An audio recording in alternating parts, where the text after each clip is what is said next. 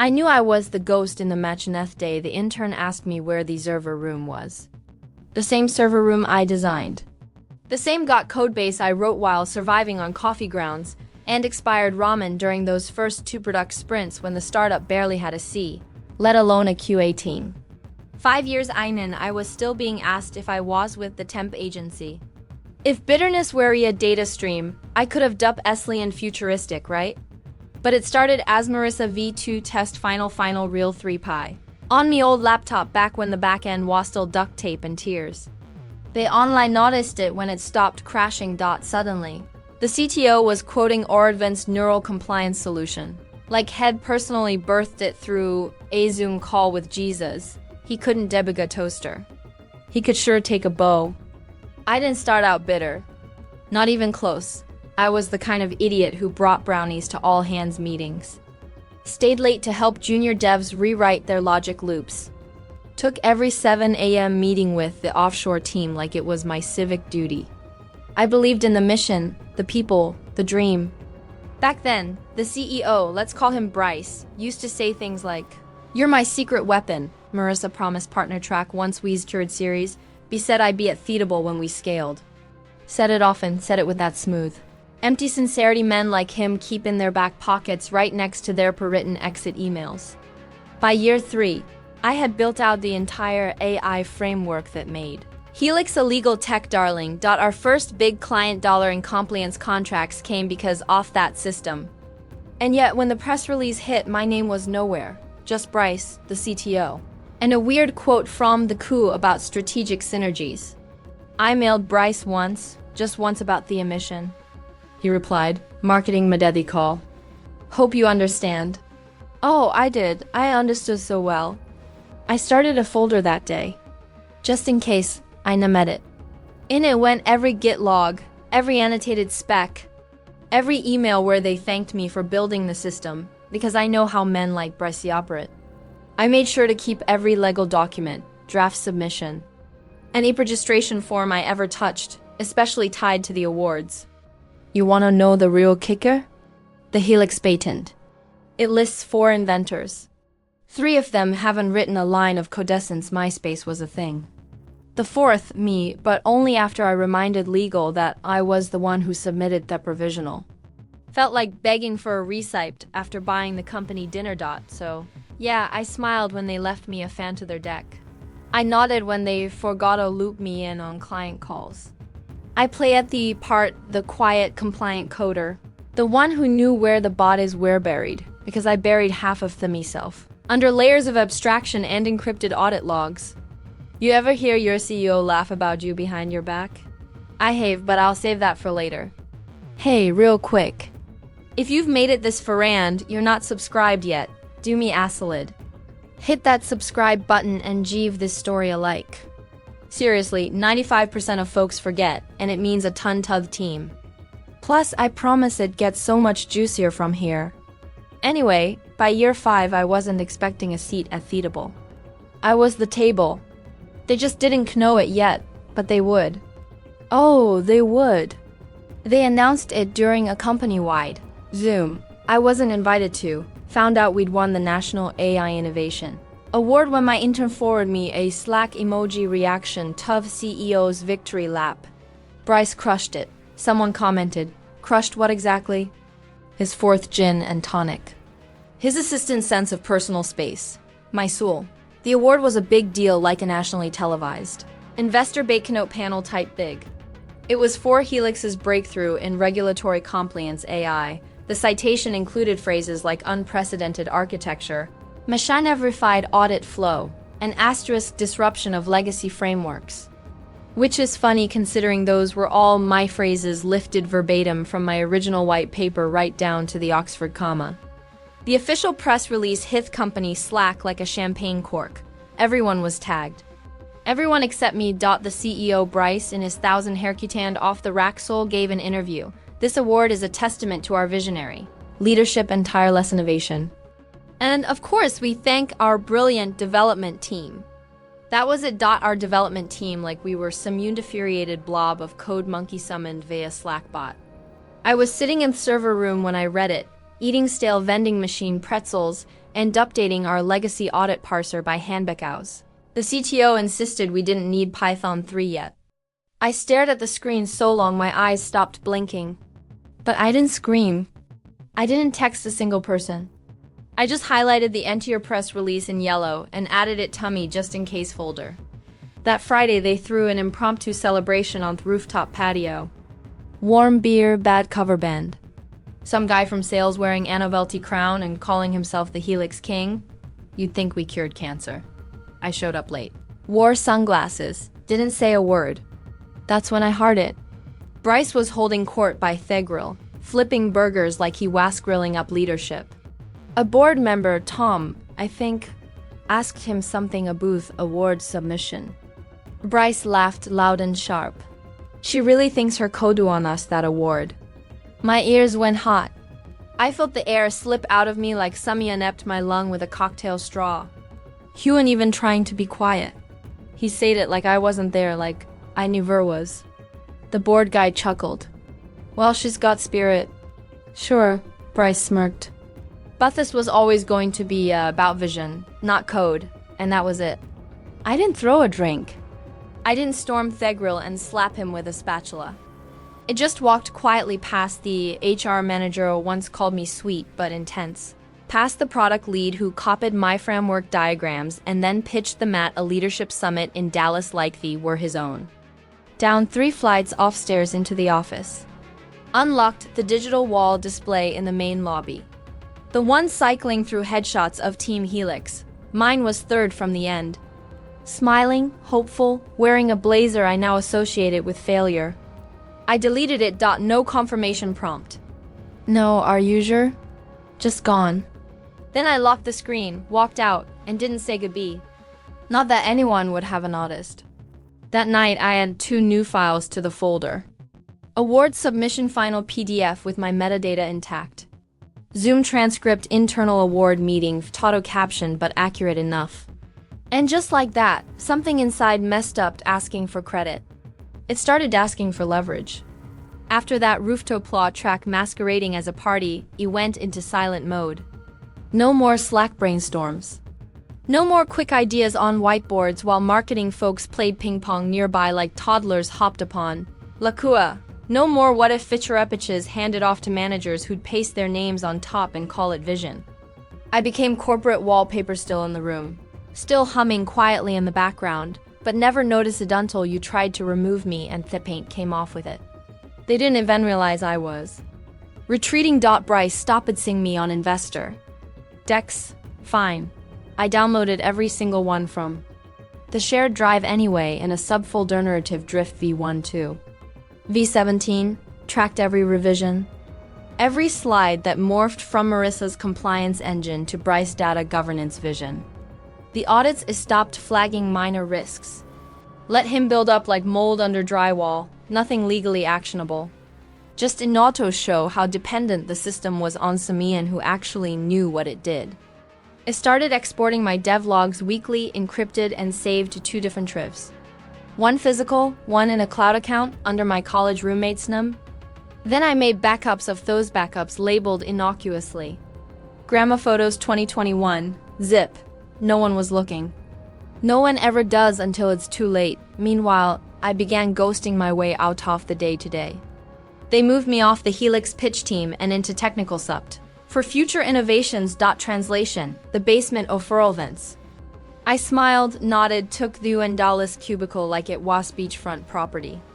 And while they spun up new vanity features, smart contracts 2.0, a drive-in ethics, whatever the hell it means, I cleaned house, dependencies mapped, authorship logs cataloged, emails with legal about award rules printed and stashed. I even had the original invoice from the certification vendor who processed our award application signed by Medem stamped the title. Primary architect right there on the line item. Bryce was busy doing press. Our CTO was busy plagiarizing Medium articles. I was busy knitting the news they wouldn't see coming. One afternoon, as I was quiet labeling files like a cheerful little forensic librarian, someone knocked on the side of my cube. Derek, sweet nervous Derek from Engineering.1 off few good eggs. He glanced around like he was about to pass me state secrets. Hey, he said I heard from Sahana in finance. There's restructuring talk. You didn't hear it from me? It blinked. They planning layoffs? Ha nodded, or reorg investor push coming. They're making it lean. I don't think your name's on the chopping block. I'm not worried, I said. And I wasn't hesitated. You doing okay? I smiled, better than you think. Then I leaned in, lowered my voice, and asked one thing. Let me know when the legal team schedules their review of the award documents. He furrowed his brow. For the investor deal, exactly. Derek nodded slowly. He didn't ask why. Smart man. I went back to work like nothing had happened. Like I wasn't already halfway out the door with every blueprint, signature, and clause they forgot I ever touched neatly folded into my invisible arsenal. At this point, it wasn't a boot credit or a vindication. It was about watching them realize far too late just how much of their empire was built in the back of someone they treated like a chair with opinions. And the best part, the chair was getting ready to topple itself out. They started calling it Big One, the investor deal. I mean, $400 million, enough to scale globally, rebrand the company, finally buy Bryce that third vacation home. He liked to humble brag about just a rustic little chalet in Aspen. The energy in Theophis shifted overnight. Open planchows turned into shark smile politicking. Suddenly, everyone had an opinion. Everyone was a strategic thinker, and the espresso machine got serviced for the first time in 2 years. Me. I got demoted to ghost status with flair.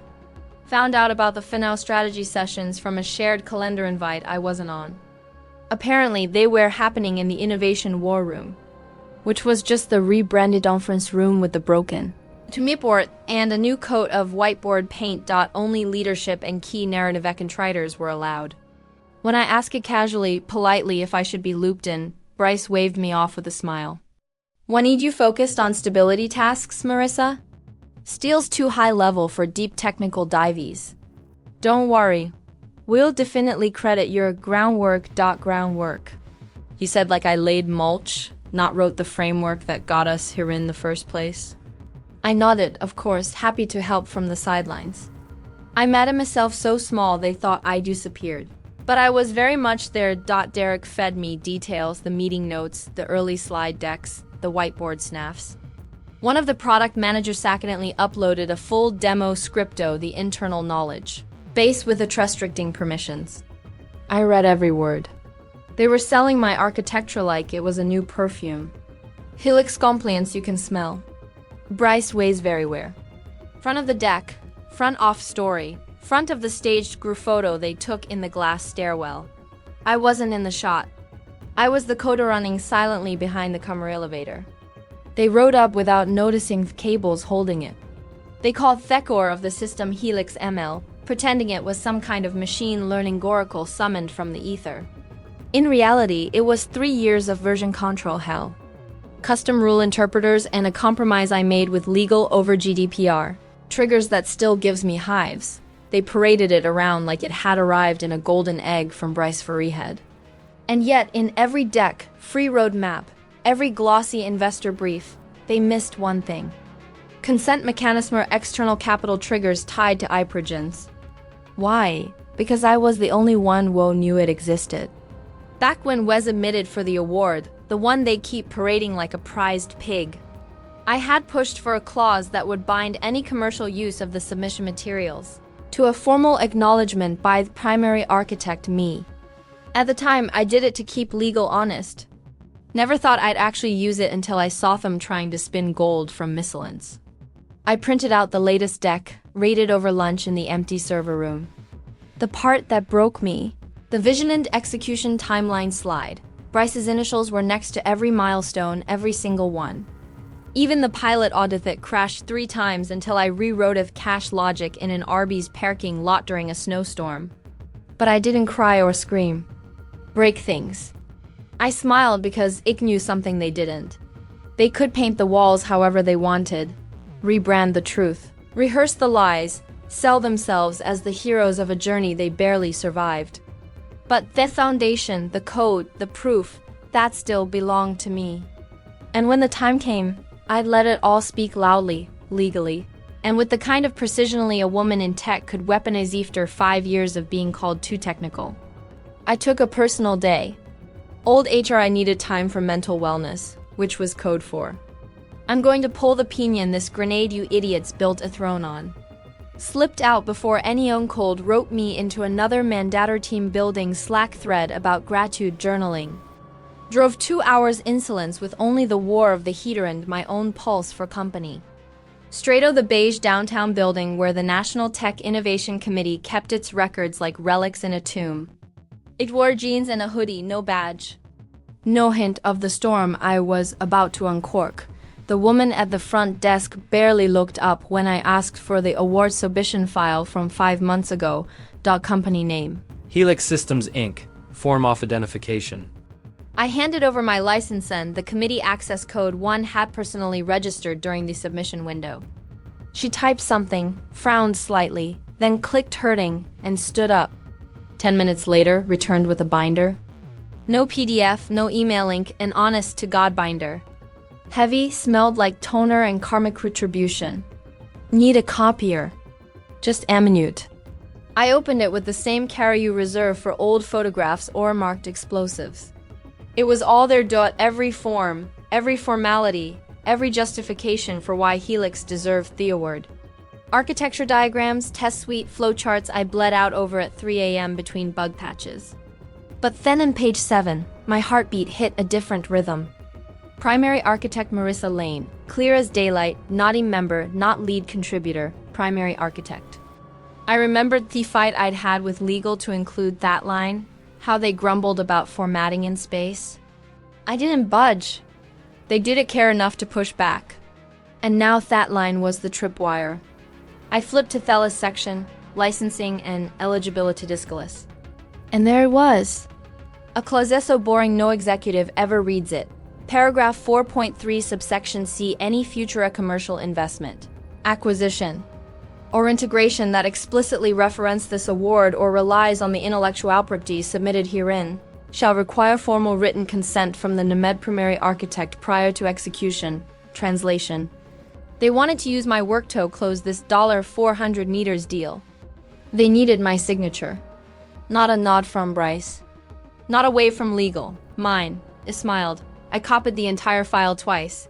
Paid for certified mail to 2 addresses. One to my apartment, the other to a P.O. box I hadn't touched in 3 years. On the return drive, I stopped at a diner off Route 7, ordered red pinks. Poured syrup with the same cam I imagined, wielding in a courtroom, back at my apartment. I placed Devender on my kitchen table like it was radioactive. Sat across from it, studied it like a bomb technician. All those years I'd wasted asking for credit. Now credit was irrelevant. I had the controls. They could charm investors, polish pitch decks, fake competence in 5 different fonts. But without the signature, they were pitching smoke. I didn't need to raise my voice. I had something better, paperwork, legally binding, boring, bulletproof, beautiful pair work, the kind that doesn't shout. It stops the room. The night before the deal felt like the dress rehearsal for someone else's wedding. A party I'd planned, paid for, and decorated. On Lido be told I'd be working valet out back. They booked out the top floor of a rooftop steakhouse reserved just for select stakeholders and strategic leads, which was code for everyone who liked the sound of their own voice. I wasn't invited, of course. Derek was, and Derek, good man that he is, fast-timed maybe accident while reaching for breadstick. Oops, he said with a smirk. Oops. I echoed, already screen recording. Bryce was holding court again. Drink in hand, shirt unbuttoned 1 notch too far, like he thought. That made him visionary instead of just moist. A few VCS were present, fake laughing into their whiskey. The CTO nodded so hard at every word Bryce said. I was worried his neck would snap. Bryce raised his glass and veering quieted down. I just want to say, he began slurring around his own self-importance. This company is finally about to cash in. 5 years, blood, sweat, and he paused for dramatic effect strategy. We built this from nothing. Laughter, toasts, applause. Nothing, has it again more softly, like he was giving the eulogy for his humility. He ended the recording. The room I sat in, my apartment, small, quiet, in the window. Felt a universe away from that steakhouse and the smell of overpricedry. I didn't feel sad. I didn't even feel angry. What I felt was surgical.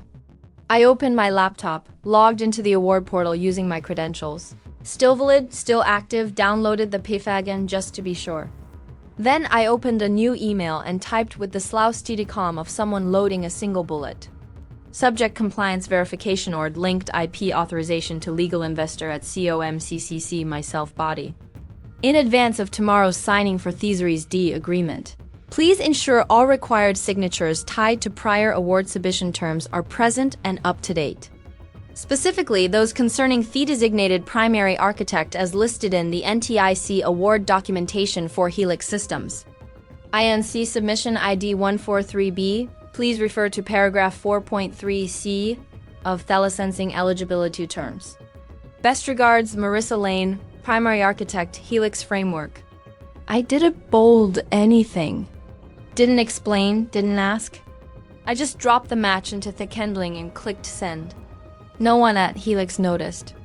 Not marketing, not the CTO, not Bryce, not even Derek. Texted him a gift of a champagne bottle popping 20 minutes later with the caption, "It's happening." But someone did notice.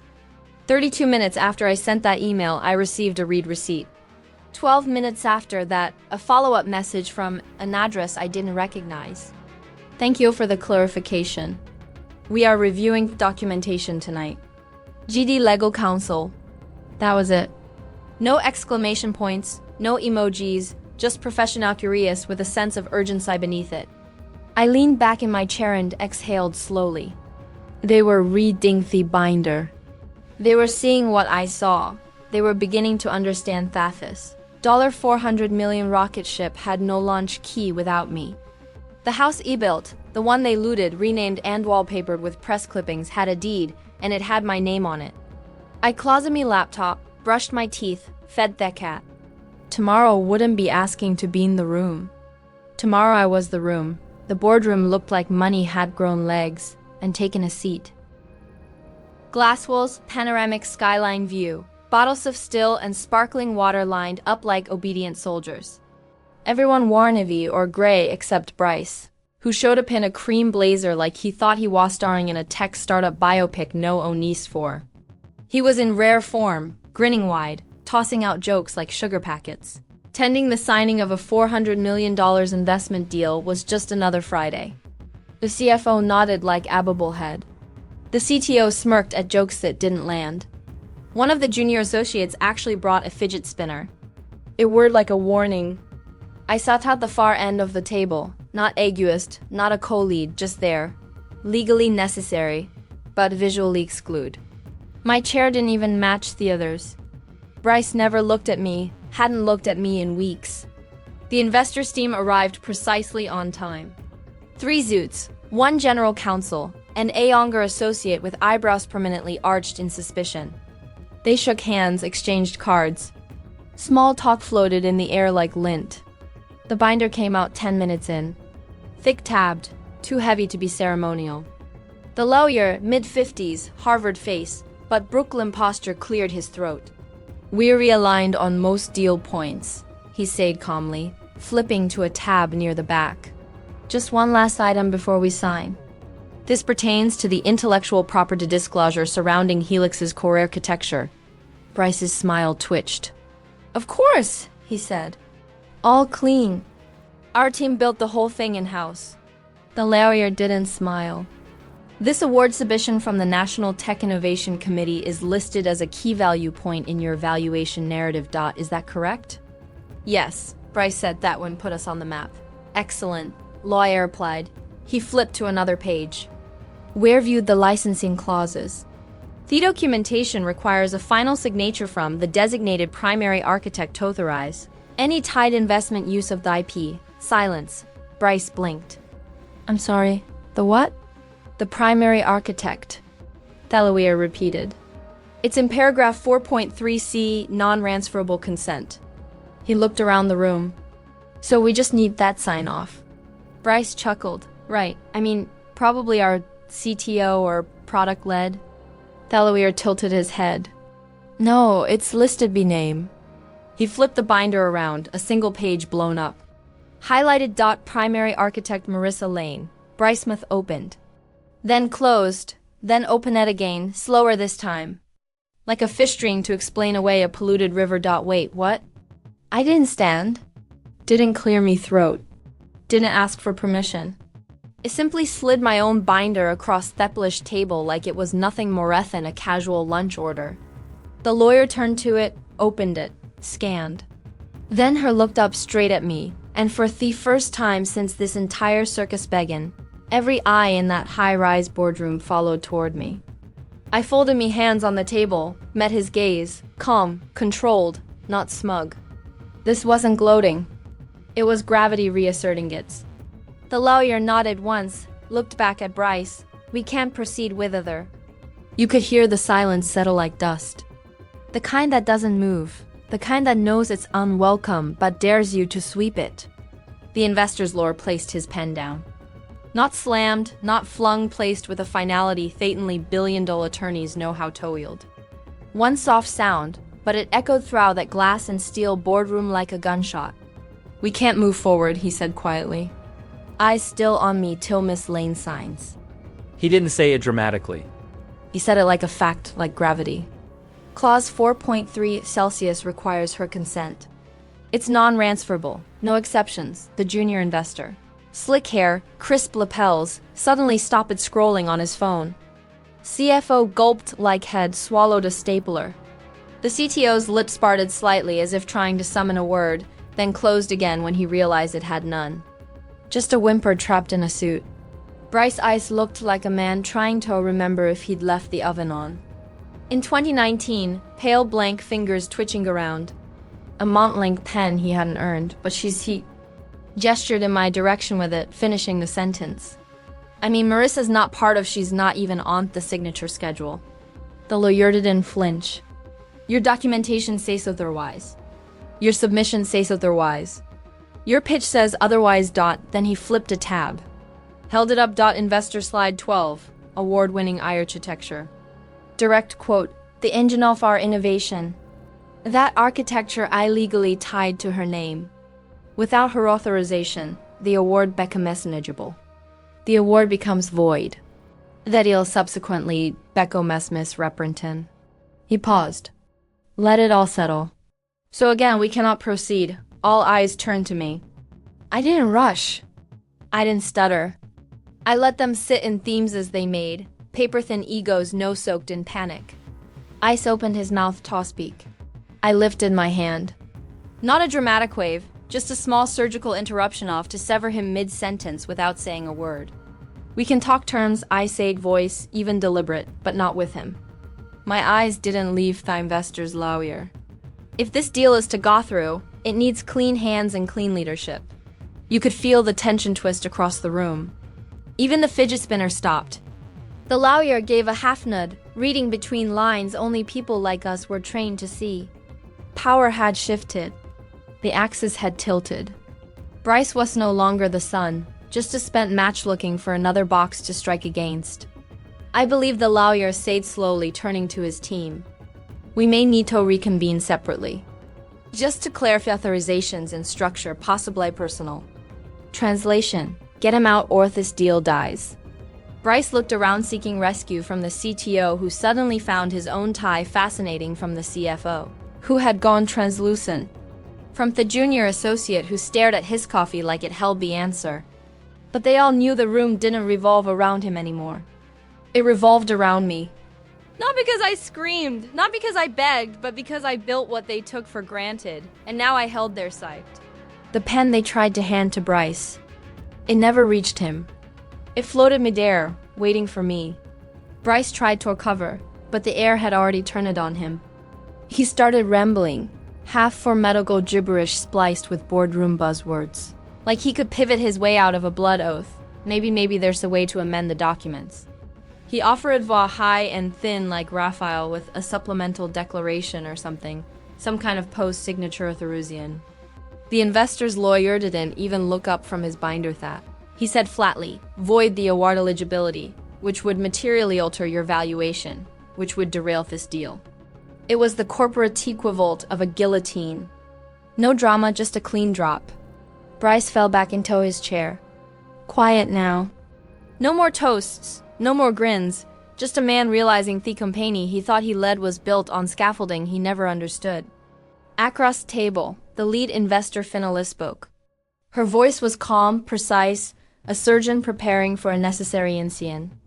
Well then, she said, turning to her legal team, we'll need to revisit board structure immediately. This style doesn't move forward with internal instability. Translation: Bryce Wasdone, a formality wrapped in a power move. She looked at me.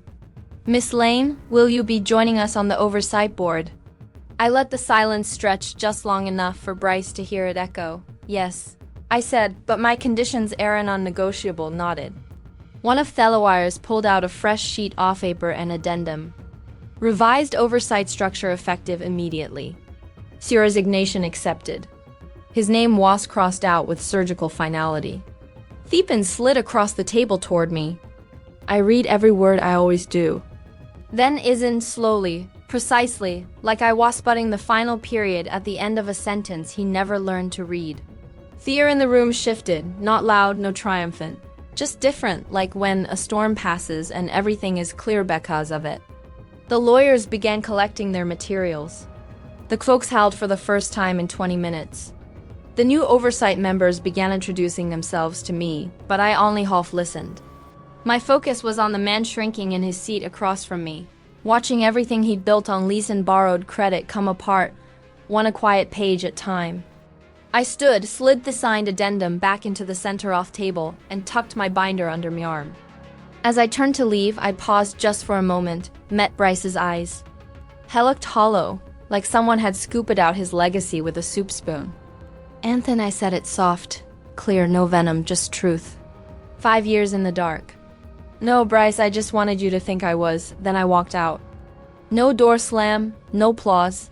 Just the sound of my heel stamping across a floor that finally echoed my name. Big thanks you, legends of the old officees. Subscribe to keep the switch-flicking chaos alive. Your ex-boss is shaking in their loafers.